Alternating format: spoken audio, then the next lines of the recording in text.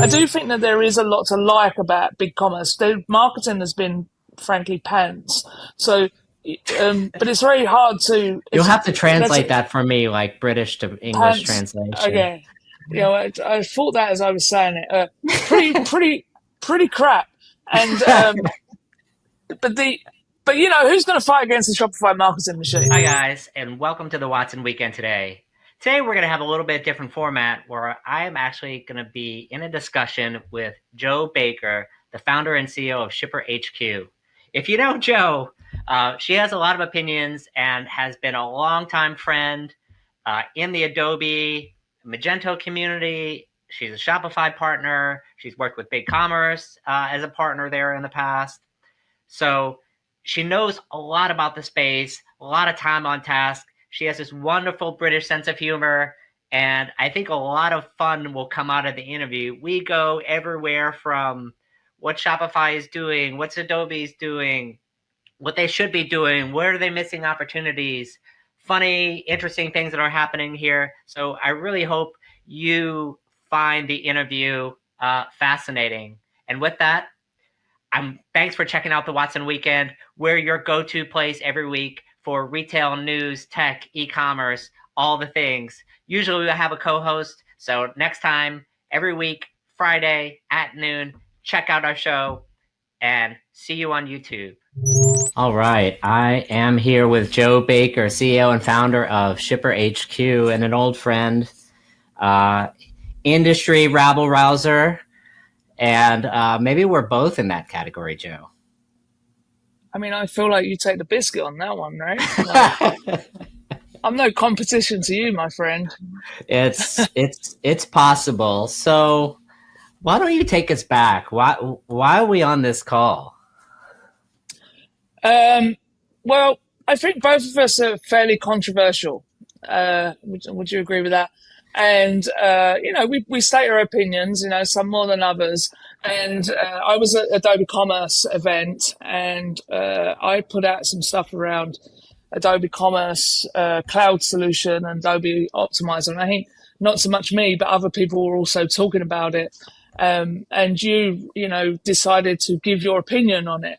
And kind of slammed it into the ground. I think it would be fair to say. And I think like it kind of started from there, right? But we've, as we both know, we're very good old, I don't know we know each other that well, but we come across each other in the space and meet, and we had a hug at Shop Talk.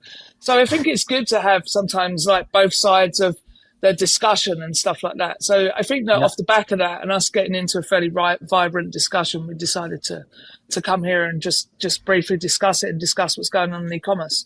Is that how you see it too? Because otherwise I'm in the wrong stream.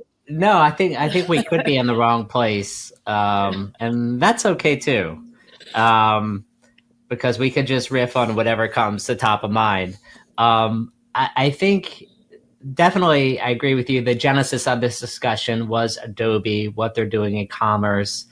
It seems to me, look, finding hosts for Magento hasn't always been the easiest thing. Magento has tried in the past to introduce a native cloud solution, even a multi-tenant SaaS solution in the past. This seems a little bit more like a automatically hosted solution, perhaps perhaps even an automatically scaled one, which if you're an existing customer, seems like a good path for you, almost like moving your stuff from on-prem to a cloud, obviously depending on if there are any restrictions. It definitely seems like a step towards what in 2025 should have been done 5-10 years ago, in like moving to a more cloud native future for the company. But the question is it going to change the competitive dynamics, which is, I think, is one of the questions of the post. Is this move on its own? And maybe it's an unfair standard. Is this move on its own going to create net new installs for Adobe? Yeah. Well, is it going anywhere? I think is the ultimate question, right? And then, obviously, as we know, Shopify is it's the kind of the massive solution in the room, right? And like, how is this impacting in any way, shape or form on that? And I think that like at the core of, one of the things that is important is that when people, like yourself talk online is that you have an influence, right? So that's one of the reasons why, I come back a little bit on it, because I do think that there needs to be more of a balanced conversation sometimes, because our ultimate goal together, and I think we're both in full agreement on this, is the customer and the growth of the ecosystem, the growth of all of us, right? Like we're all dependent on it, right? Like in some way or another. But if you go and look at, what Adobe's done, I mean, I think it's very easy for Adobe and stroke Magento, and stroke anything, right? Like Shopify gets it as well, to get slammed. Right. And the question is, like, we have to start getting objective about what's going on, what's happened. And I think with Adobe, they need to stop apologizing for Magento.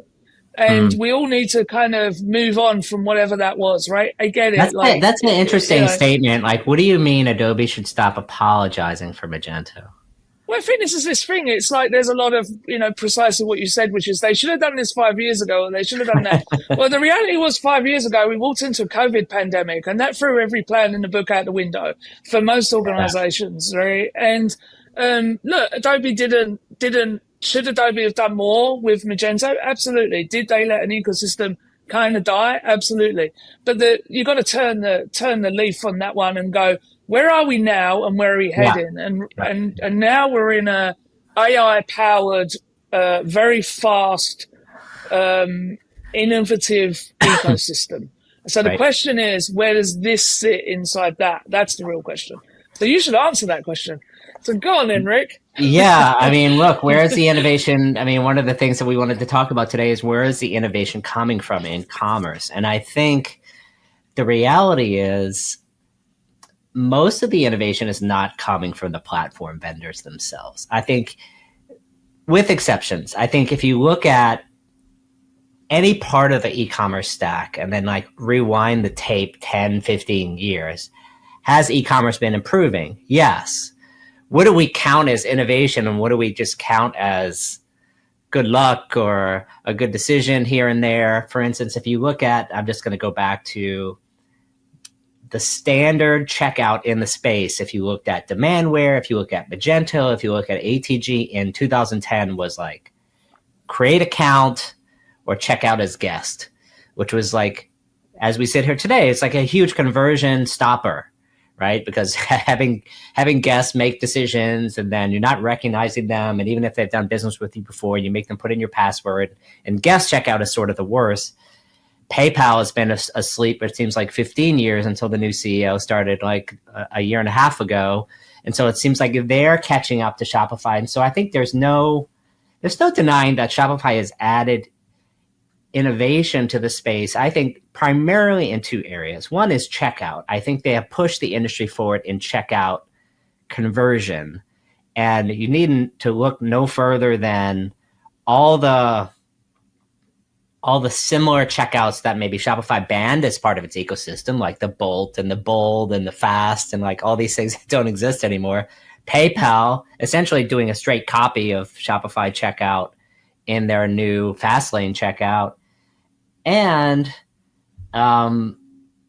you just wouldn't build this checkout the same way anymore. And so I think that is, to me, something where Shopify is kind of moved the industry forward. I think the other way Shopify has moved the industry forward is its ecosystem, I think, is probably one of the better ecosystems that have been put together, for better and worse, since Magento.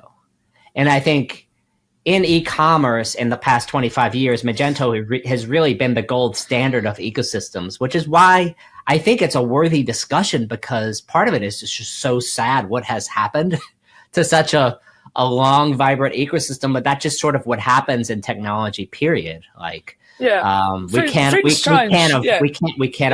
avoid that. No one's going to Bargento anymore. You know what I mean? I think, look, there is still a healthy Magento ecosystem, right? Like, I would say it's primarily in Europe. Hoover's got a fair amount of traction over there. Yeah. Meet Magento UK is going on this year, I believe, without Adobe. There is still stuff there, but the choice is for merchants, right?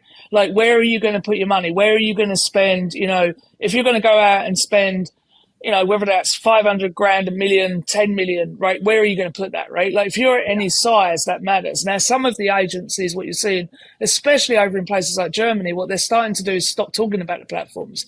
And instead, what they're talking about is what they do as an agency and then what they leverage underneath. But I just want to come back a little bit on the checkout. Like, I think that one of the biggest things about Magento was, and one of the reasons why Magento exploded. So if you go back to 2008, there was a real explosion with Magento, which frankly did not happen with Shopify anywhere near as fast, right?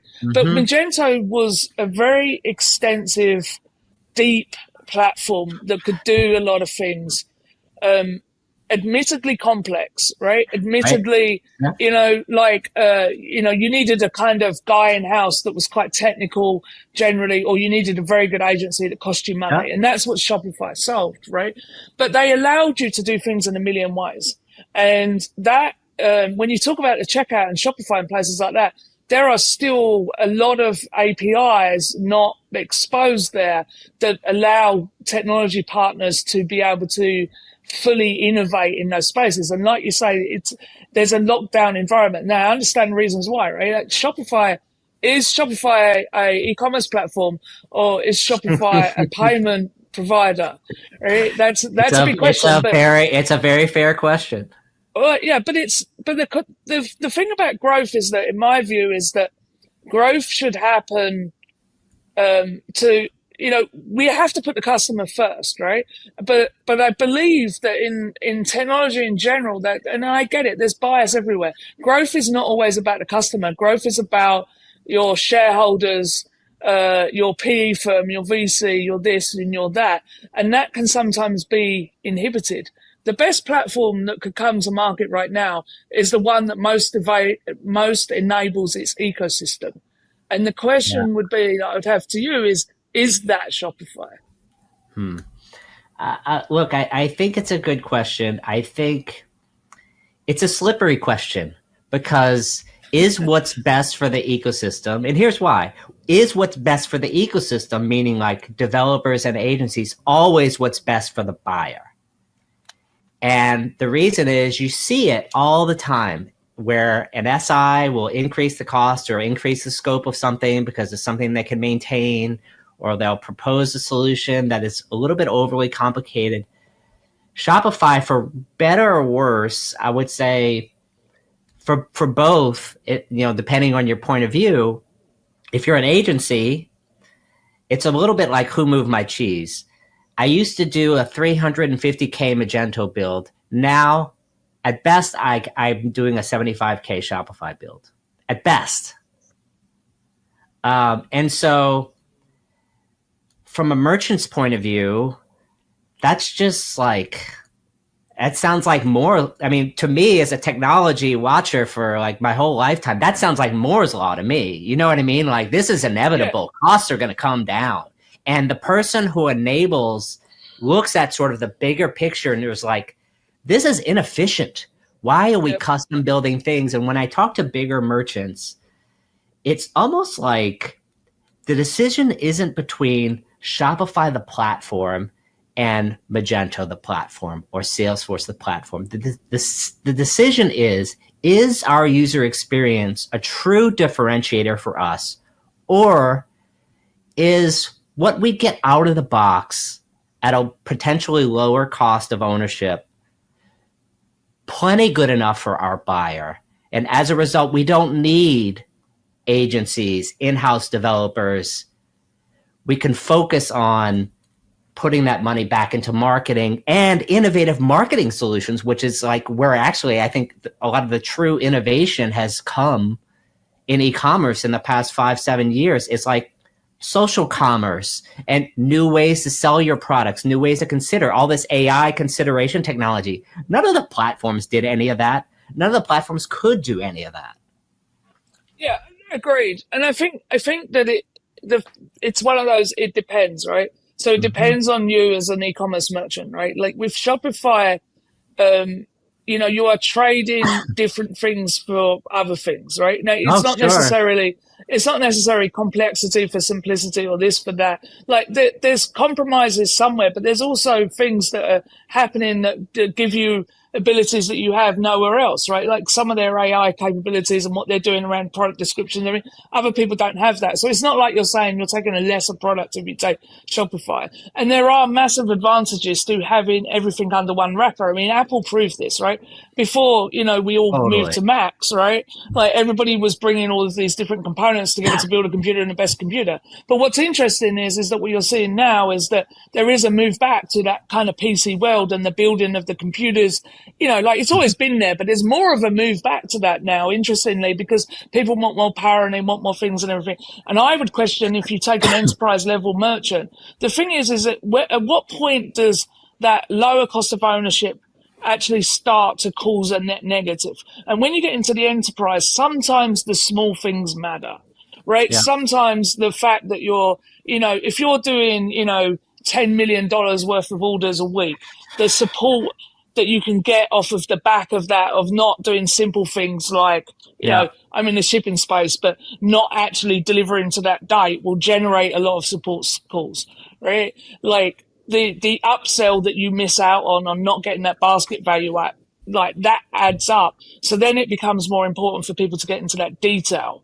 And the question then is can Shopify compete at that level? And maybe that's more the conversation. And then the definition of what is enterprise? Is it 10 million? Is it 100 million? Is it 500 million? I think what people have forgotten along the way is that the platform was always more than the platform. If you think about SAP and Oracle, for instance, like that level of enterprise platform or WebSphere, it's about the merchandising system, the marketing platform, the connections to the product lifecycle management system, the OMS. That was all these things together were part of the enterprise stack.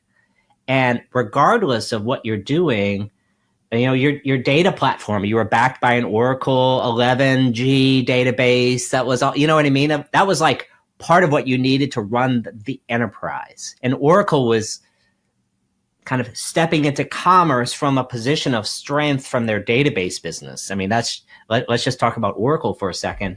Shopify is coming at it from a completely different direction, such that like, if you look at, I'm just going to say $1 billion retailer or $1 billion brand, which are not like a ton of them, but trying to move from Oracle to Shopify, it's almost a ridiculous question because Shopify solves part of this problem. And mainly the front end and mainly the checkout. But everything else has almost absolutely nothing to do with Shopify. Almost zero to do. And for good and bad. For good, that Shopify can get in there quickly and get out. For bad, meaning that if some of these big iron systems like their OMS or their WMS or their PIM or their merchandising system are broken, or their data backplane, like their master data management, if any one of those things is really screwed up, Shopify has a really hard time, even if they win the business, actually affecting the enterprise. And the reason is because they're in their lane, like for better or worse. And their lane traditionally, in my mind, and look, they've got some massive brands, right? I like Shopify, by the way. We have a lot of customers on Shopify. Yeah. But I think it's important to say, like, what my goal with some of what I'm doing here with you is I'm playing a bit of devil's advocate and some of, the thing, but I just want to make it clear that is that agnostic thing and that choice thing is really what I'm trying to get across, right? But Shopify was known initially as being for the entrepreneur. Exactly what you were talking about: lower total cost of ownership, simplicity, right? It was okay. Yeah. Like you have a lot of complexity over there. Do you really need it? No, let's take all that out. You now don't need an in-house person. This now works for you. But as you talk about the enterprise and what you're just saying, what you're actually saying is what Shopify is really doing is it's managing the experience. Mm-hmm. Okay. Yeah. You tell me the one word that like Adobe is known for. Yeah. Right? Yeah. Adobe. Experience. Creative experience. One of those two words. Yeah. They're the creatives, right? Now, obviously Canva's coming up and everything else. So, they're like the incumbents, right? And Right. Shopify is an incumbent. Adobe's an incumbent. So there are other people prowling around here, right? It's not saying Adobe is ruling the world. But the reality of it is that we are moving into, as AI comes in more and more, this is why you're so popular, Rick, because you're a personality, right? People want to see somebody. Am I, Joe? Yeah, this is it. This is your popularity, my friend. You know? All your dreams are coming true. And the thing about it is with Adobe is that they have a real opportunity with all of their suite, right? Which is a lot to really impact on that enterprise. But they also have an opportunity to really impact on what that experience is, right? And if you look at the moves that they've made, they have the, let's call it technology stack, right? To fully own the creative experience in checkout.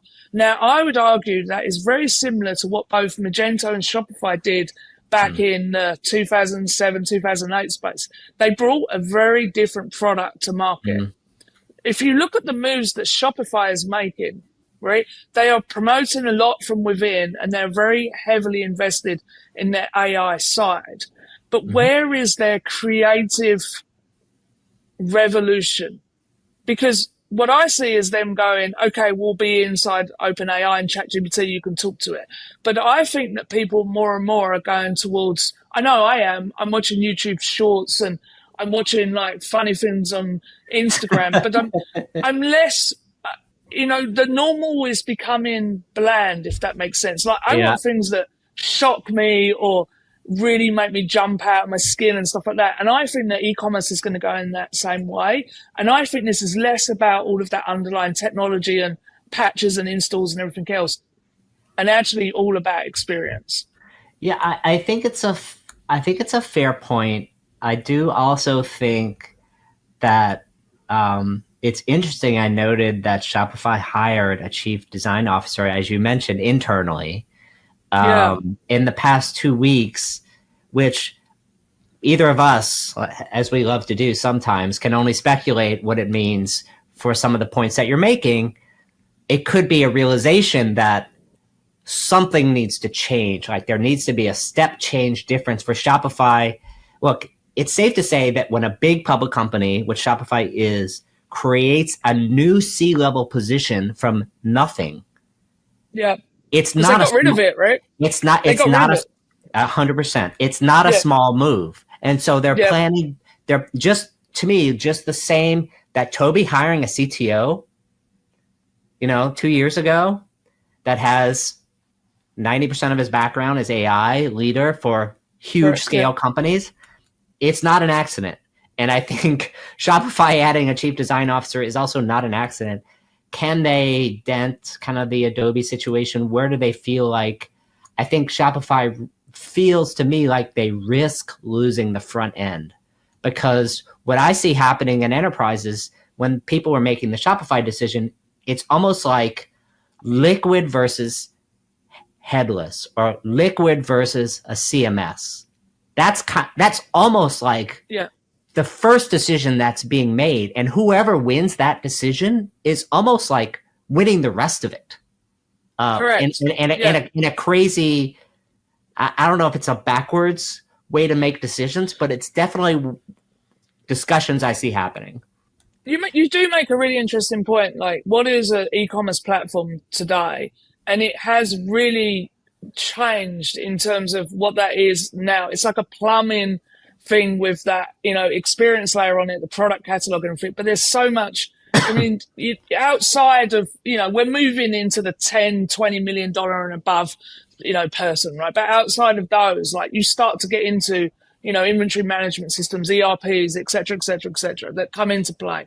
So the e-commerce system is actually quite small in there.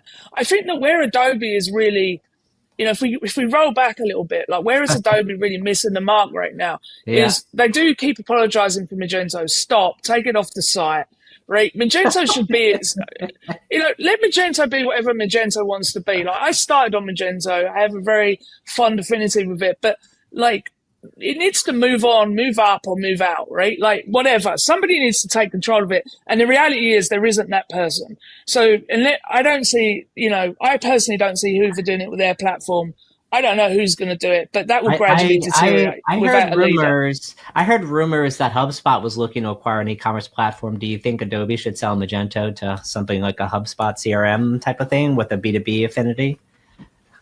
They're not going to, right? Because right now, like, I mean, they're ripping it apart, right? So they're slowly, piece by piece, taking it out. So Adobe Commerce Cloud, you can get a site up and running in 5 minutes. Like, they're definitely going after SaaS, right? But Adobe Optimizer, which is really interesting, is their kind of headless solution. Doesn't do the checkout, incidentally, which I think is a miss. But like with that, you could plug Shopify in underneath. So you have the potential to use the Adobe tools, create the Adobe experience, and still sit Shopify underneath.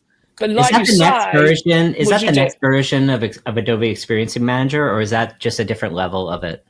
So it's a separate tool. So I'm not trying to champion Adobe here, but there's Adobe Commerce Cloud, and then there's Adobe Optimizer. Both are coming out in June. They're very much aimed at that 10 to 15 mil and above. But this is where I think Adobe, when I went to the talks on this with Adobe, and like, just to be clear, I'm partners with Shopify, BigCommerce that we haven't spoken about at all, and Adobe. So, I sit across all of these. But when I went to the talks on this, what I heard was a lot of talking about back-end infrastructure and DevOps and edge delivery and this, that, and the other.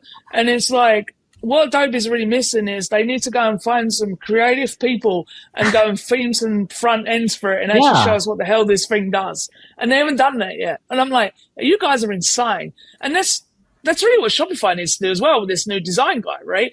That's what we want to see.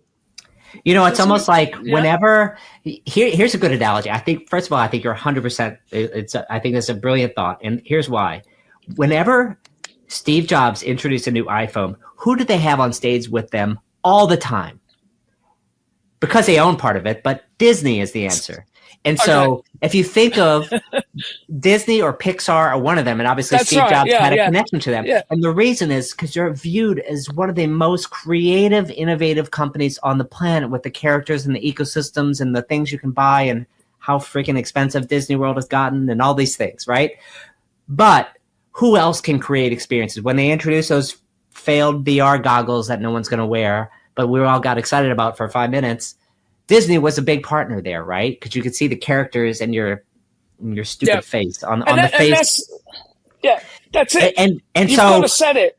If Adobe Adobe has an unchallengeable, let's say, generally position with creative professionals that grew up on its tools, including new ones. Obviously, they're adding a bunch of AI to it. It seems like a no-brainer for me, like Adobe, to partner with Disney and show us what the front end of e-commerce should be. I mean, yes. And then the same as what happened with, and Shopify has the same opportunity, by the way. Yeah. The same, it's like, if you lead, you have to set the vision. And like, and this is where I think Adobe just keeps apologizing to the developers. Forget the developers. If you talk to some of the agencies, they've had to completely retool, right? So when they were working on Magento, they were, full-on PHP developers, et cetera, et cetera. And what they are now really is it's a lot about marketing, right? Like they're doing design, marketing, SEO, optimization, focused on conversion. The Shopify way is a different skill set. Right. Yeah. And it's like, that's what people need to talk to now. Like, you need to talk to a different skill set of person and move on from what it was 15 years ago.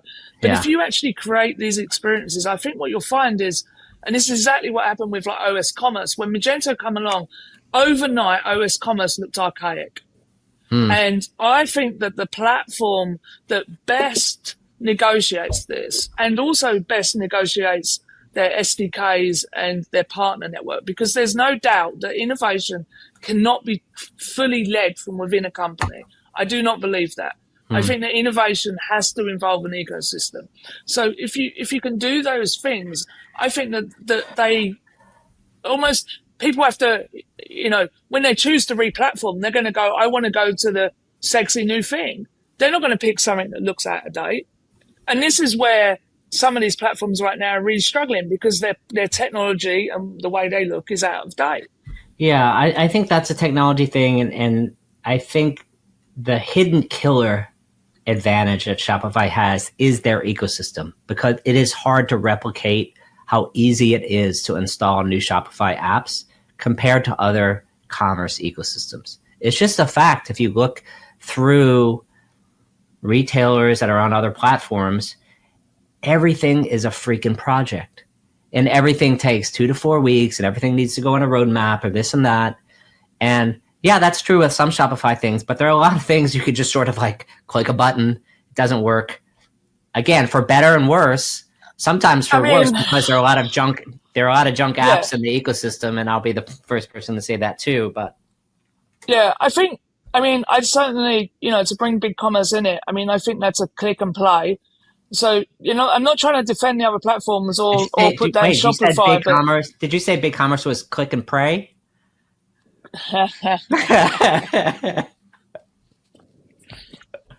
No comment. And then the trouble is with the App Store, right? Is it's a bit of the Wild West, right? We know that there's a lot of problems with reviews, right? It's commonly spoken about on X.com. There's a lot of there's a little bit of a club over there on the Shopify side, right? Like, right. And if you're in it, it's great, and if you're not, it's not. And really, ecosystems should be, if you're going to be the kind of curator of an ecosystem, I think you have a responsibility to bring innovation up, support it, and for them to trust in that.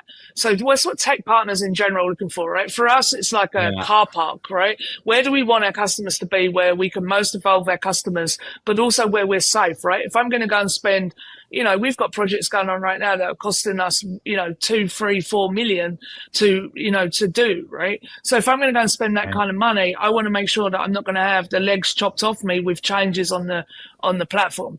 Right. And I think that, and I also want to know that I have, decent exposure for that is just, right? So if I'm getting a lot of kind of negative reviews coming up against me that, are not managed by the platform and stuff like that, that kind of causes me a problem, right? Yeah. I think one of the things that Adobe's doing was learn the lessons from the Magento marketplace, which really was the Wild West, just like WooCommerce is that WordPress is they've got a curated app ecosystem.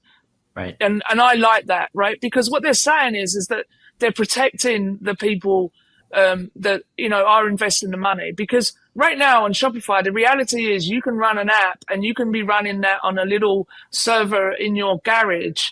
And that is, in the checkout, supporting all these customers, right? You have no real knowledge about like what the availability is, the regions, et cetera, the security of it, et cetera.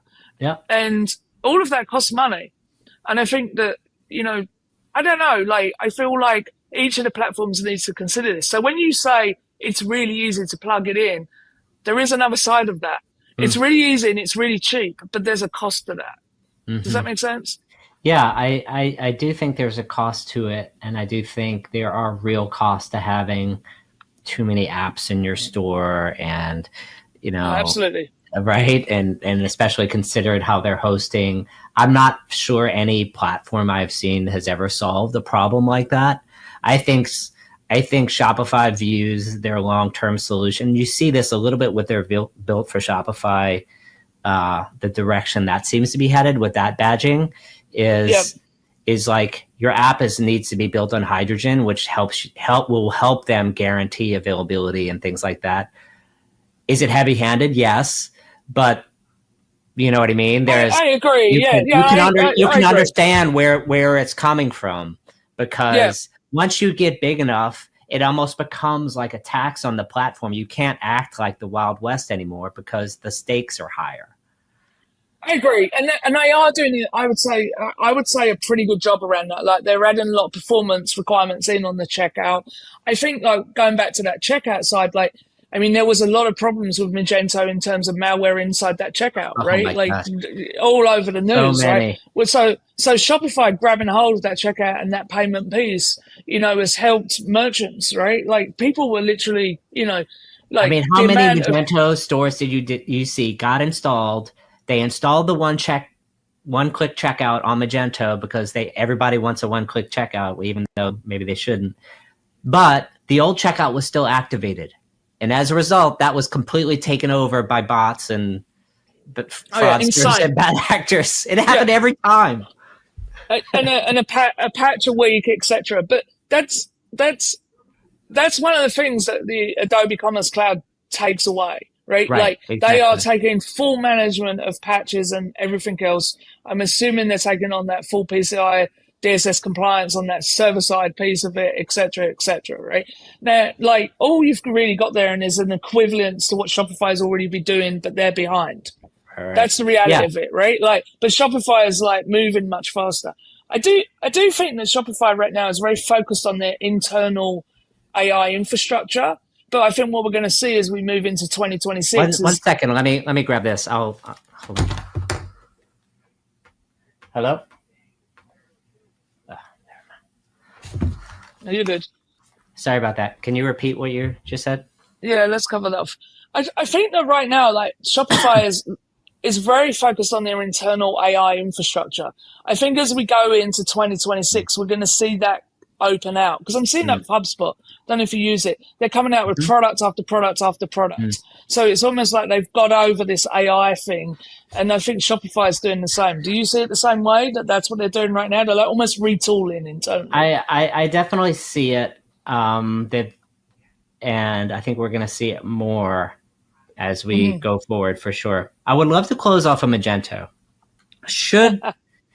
Why should Adobe have sold Magento 5 years ago? Like what's keeping it around except for the fact that Coca-Cola is on it, for instance.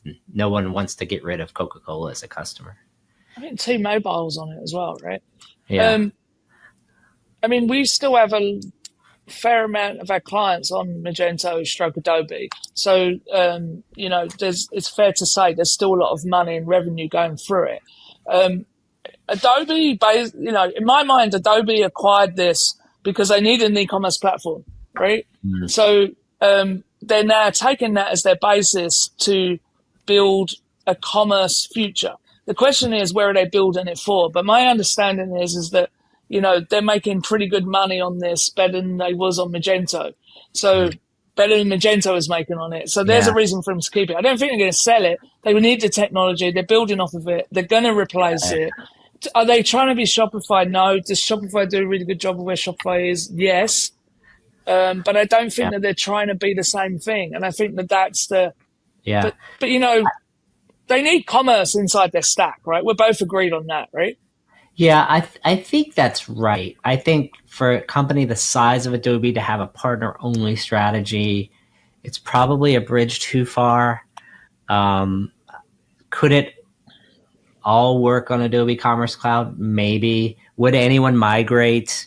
Probably not. They would probably just migrate somewhere else if they were forced to migrate, as what happened with like Magento 1 to 2 or OS. Like any upgrade is usually very difficult to manage for our customers. And so as a result, we kind of get what we have, which is like Magento goes along and innovation is happening, but existing customers aren't really mostly taking advantage of it.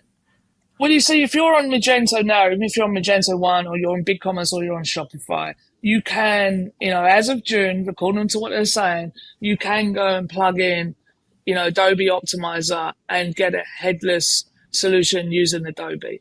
And the question is going to be, how well does Adobe execute on that? And is that a game changer? And unless they get across this creative, it is just something on paper. It's just, they need the Steve Jobs and the Disney in the room, because I don't think they've got either right now. Yeah, look, I think the conversation then wanders back to the other question, which is, does the average Magento merchant need a headless front end? And I think the answer is probably no. Because it's more expensive than it would otherwise be, because they don't need like quite as much flexibility as they think they do. Do they have more control? Yes. For a lot of companies, particularly in B2B scenarios, you need a heck of a lot more flexibility, both in the infrastructure and in the front end than Shopify currently provides. Like particularly as you walk into the B2B realm, there are a lot of gaps that SIs are filling for Shopify and are like papering over. They're like, look at this integrated solution where you walk into another platform, it's out of the box. Yeah, but I think that what you have to consider is like there's a cost to replatforming, right? And for a lot of people, they don't want to go through that cost. But if you've got something that's got a really aging front end, so I think we need to think about it less about headless, right? Yeah. And think about it more from a customer perspective, which is I've got a really aging front end, but I don't want to mess around, replugging in all of these various systems and this, that, and the other, right? Like Yeah, I then think it's it going to could be. make sense. Yeah, I mean it's a little bit once bitten twice shy, and so I think Adobe has some trust to rebuild because I think there are cases where you had Magento customers that had been on the platform for 10 years that went to Adobe and saying, "Hey, I need to improve my front end. These templates are enough. I don't want to just go to another theme." Uh, Yeah, they were advised by Adobe to go to a headless front end. Adobe didn't have a solution for them. They sent them to an SI, and then they're in a custom yeah, solution, and so they're I don't say handcuffed, but they're basically handcuffed because now you're a developer, right? You agreed. did, Yeah, and agreed. and the average merchant didn't need that. And The so, average merchant should be looking at Shopify or BigCommerce but or I think a commerce like optimizer, absolutely, a absolutely. commerce optimizer can solve all the problems of those. An easier out of the box experience for Magento front ends for someone who probably isn't going to re-platform, then I do think it could have uptake for those customers, and I think it could improve their businesses. The other question that you've got really is like if you're a B2B business with a technology stack that's heavily hooked into this system, that system, that system, is Shopify a way forward? And I think the answer to that is it's becoming a way forward. But I think there is still work to do on all of them. But there's no doubt about it, right? Like if somebody said to me, what platform, I've got a new e-commerce site, I need to put it on somewhere, where would you put it? I'd be going Shopify. No two ways about it, right? But I don't think that it comes back to what I said to you about perception, right? And that's what you have to be really careful of, is because people will take one thing or another thing. I think that Yeah, our job is in some ways to say yeah, to people, well, these are the pros and these are the cons. And I think sometimes there is too much of a reluctance of people to say anything about what other platforms are doing because we're worried about whatever on that, but really the customer needs to be at the fore of what we talk about here. yeah. I mean, look, Does that make sense? no, I think it makes a great deal of sense, and I think there are a lot of situations. It doesn't necessarily mean it passes the 80-20 rule all the time, but there are still a lot of situations that don't fit what Shopify is doing and probably Yeah, won't soon. And I think that's healthy. The ecosystem needs that because Shopify has a very singular vision for what yeah, they want the platform to do. And as a result, it isn't designed kind of like from a choice first point of view. I think Shopify yeah, does offer choices, but not quite as many choices as some of the places that are designed with choice from the beginning. Like if you're going to say like, what's the opposite of Shopify's originally vision, you would probably go to something like a commerce tools or like an open source platform like Magento, because you could do absolutely whatever it is you can dream up, you can do, yeah. right? I think other platforms being there, it's like anything. If you only had one car in the universe, it'd be pretty boring. So, why did they get a new, header design? Is Yeah, that because of what Adobe's doing? Great. That makes Shopify better. Like, that's what you want to see. 100%. Like, I want to see the innovation. The one thing, Rick, that you haven't discussed at all in this whole talk, because I know we need to close it up, is BigCommerce. What's your Yeah, feeling now? yeah. Look, I think big commerce. I mean, I've made my feelings pretty well known, and mostly in a way to like get the company to wake up and like, what the hell is going on there? And this is like going back the last 3, 4, 5 years. Every earnings call, it seems like the same thing. We're going to grow a little bit more. We're going to be a little bit more profitable, and we're like being passed by. You know what I mean? And that was like the vibe, and it's almost like management didn't care, which might be a little bit harsh, but that's the vibe that came across. So like they weren't showing up in RFPs. They weren't doing aggressive marketing. Maybe they didn't have the money to do it because of profitability and like whatever. But that was the end result was like irrefutable because Yeah, they're I mean, even if you just look at what should have been the best period for e-commerce in the history of the world was COVID, right? Big Commerce was the only company that did not, with commerce in the name, that did not take advantage of that period, which is saying something. I mean, it's saying quite a bit. And so coming out of this, I think a They did leadership. IPO. Yeah, but they IPO'd 10 years ago, Five. right? No, they Yeah. IPO'd during COVID. I thought they IPO'd a couple of years before COVID. Maybe I'm wrong. Maybe I was wrong. No, they IPO'd and now it's at $5. So they've got a very low market cap rate now. Yeah, they've got stuff to do. What is it? I always say 3 quarters when I bring in a new senior person in my company. I'm like, you got, first quarter settle in, second quarter there should be some movement, and third quarter there should be some change. So what is Travis in? I think he's heading into Q3, right? So we should start seeing some changes soon. Yeah, I think the eyeballs are definitely on him. I think he's in a new role. He's a agency lifer. All respect to Travis and what he's done in his career. That's been his background. And I think, does that mean he's going to run the best software platform in the world? I think that remains to be seen.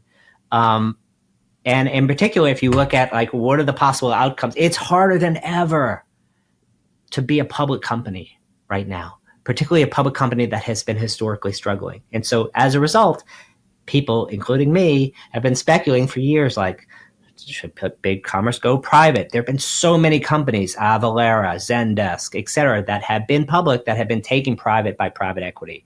And Big Commerce, I think, hasn't been taken private because it would upset the existing investors. Like, they would have to take the valuation down even further than like whatever the $5 here. And so as a result, continue marching forward. And so as a result, we're talking about like some kind of asymmetric outcome. Like, the management team that is new and brought in has to be given time to completely transform the company and to develop a different competitive advantage vis-a-vis the industry. Forget about Shopify. Shopify is like a competitor. You can't win by focusing on the competition. You have to focus on where the market is going. Like, what is your value to buyers and merchants? And so that's what I've yet to fully hear from Big Commerce yet. I hear like pragmatic composability, curated composability. Like, that's not it. Like, that's not the quantum leap forward. Yeah, I agree. And it raises back an interesting point. Like, if you go back to your Disney and Steve Jobs kind of metaphor thing, there's no two ways about it. Toby and Harley, leading that company and the vision that they set, like, it needs to continue and everything else, but you're not seeing that elsewhere.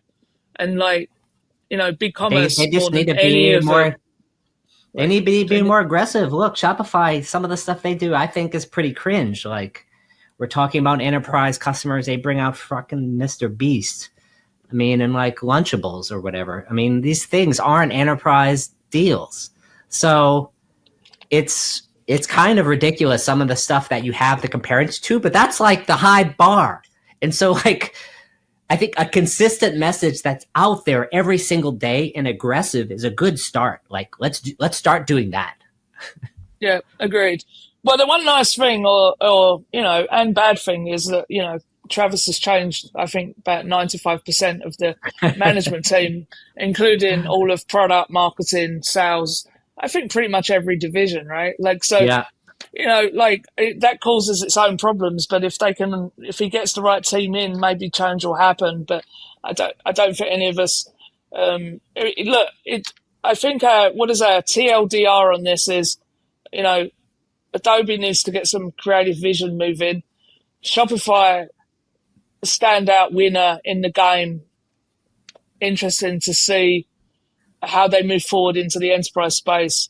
Big Commerce, where jury's are you? out. Yeah, jury's still out. Yeah. I mean, I think there's chapters of a book remaining to be written for them. But I think the default outcome for Big Commerce is a bad outcome. And so the reason why I think Big Commerce needs to make such big bets is that exact reason. You can't just sort of keep doing what you're doing. You have to take big bets. Big bets can be risky. Some of them are going to fail, but you got to do it. You don't think that Big Commerce is going to fall down the trap of kind of like a Toys R Us where somebody buys it and just sucks the money out, because they have over 300 million in revenue, and I think they're only worth their market cap's about 450. So, somebody buys them out cheap, you could just suck them out. Anything's possible, man. I've seen so much in this industry that, I guess nothing surprises you. It's been almost like a parlor game for who's going to buy BigCommerce for the past 3-4 years. Agreed. I think the board ran a process last year and it came up bupkis. So what can you say to that? What do you say to that it wasn't desirable enough to the right buyer on both sides? Like, I'm sure they got offers. Or the right seller. But probably unattractive offers. The thing about BigCommerce, though, I want to make sure I do play devil's advocate a little bit and leave this so it's square.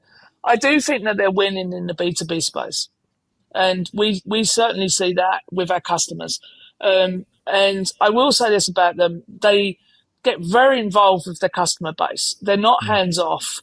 They care a lot. There has been a lot of management changes, but in general, what I hear from agencies and such like is that, the BigCommerce, agency partner program and the way that they look after the customers, like it's almost boutique-y for such a large business. So I do think that there is a lot to like about BigCommerce. Their marketing has been, frankly, pants. So, but it's very hard to. You'll have to translate that for me, like British to English translation. Okay. I thought that as I was saying it. Pretty crap. And but who's going to fight against the Shopify marketing machine, right? They have so much money, right, in comparison. So, right. But I think on the B2B side, if I think about B2B, I think about BigCommerce. Yeah, I definitely think. Look, that's where they have had a foothold. I do think they're losing that foothold. Rightly or wrongly, I think Shopify is in more B2B deals now than I've seen at any time in the last 5 years. They're not winning all of them, but they're in them. Whereas 3 years ago, they weren't even in them. They weren't on the list. And I think that is a dangerous thing for BigCommerce more than anyone else. Yeah, interesting times. Well, it's good to talk to you, Rick. Always. Awesome, Joe. I really appreciate the time.